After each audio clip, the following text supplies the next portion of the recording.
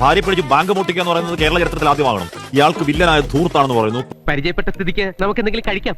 ബുദ്ധിമുട്ടാവില്ലേ? എന്ത് ബുദ്ധിമുട്ട്? നിറച്ചും റിസർവ് ബാങ്കിന്റെ നോട്ട്സ് ഇല്ലേ? വിദേശത്തുള്ള ഭാര്യ നാട്ടിലേക്ക് അയച്ച പണം സുഹൃത്തുക്കൾക്ക് ചെലവ് ചെയ്തും മദ്യപിച്ചും തീർത്തു കക്ഷി. അപ്പൊ ഇന്നത്തെ ചെലവ് ഓമനക്കുട്ടന്റെ വക. Okay, comfortable. ക്യാഷ് ഒക്കെ ലാവിഷാ. കണ്ട കുടിക്കാൻ എന്താ വേണ്ടേ? അടുത്ത മാസം ഭാര്യ മടങ്ങി വരികയാണ്. പണം നൽകാനില്ല, അത് കാരണമാണ് മോഷണം നടത്തിയെന്നൊക്കെ പറയുന്നുണ്ട്. കഷ്ടമാണ് ജിക്സൺ തരും അല്ലേ? ഇനിയിപ്പോ അവള് ക്രിസ്മസ് വെക്കേഷൻ വരുമ്പോ ഈശോയെ എന്റെ ഒരു ഗതി. പണം നാട്ടിലേക്ക് അയച്ചു കൊടുക്കും. പക്ഷേ ഈ പണം ദൂർത്ത് ആക്കി ചിലവഴിക്കുന്നതായിരുന്നു ഇയാളുടെ രീതി. കുറിയിട്ട തമ്പുരാട്ടി നിന്റെ തിങ്കളാഴ്ച നോയമ്പിന്നു മുടക്കും ഞാൻ. കൂടിയ വിലയിലുള്ള ഭക്ഷണങ്ങൾ കഴിക്കും, മദ്യം കഴിക്കും. അത് സ്റ്റാർ ഹോട്ടലുകളിൽ എത്തിയാണ് ഈ ഭക്ഷണം കഴിക്കുക. ഓൺലി 2600 രൂപ. മിസ്റ്റർ റോഹിതൻ, ആ പെട്ടി തുറന്ന് കാശ് എടുത്ത് കൊടുക്കൂ.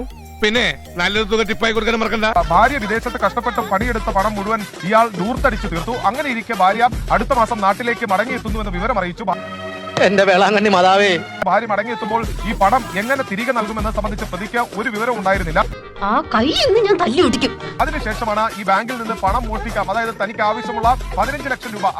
ഇതാ ഞാൻ പറഞ്ഞത്, നിങ്ങൾക്ക് ദീർഘവീക്ഷണോ ഇല്ല, ബുദ്ധിയില്ല. ആക്ച്വലി എന്താണ് ഉണ്ടായത്?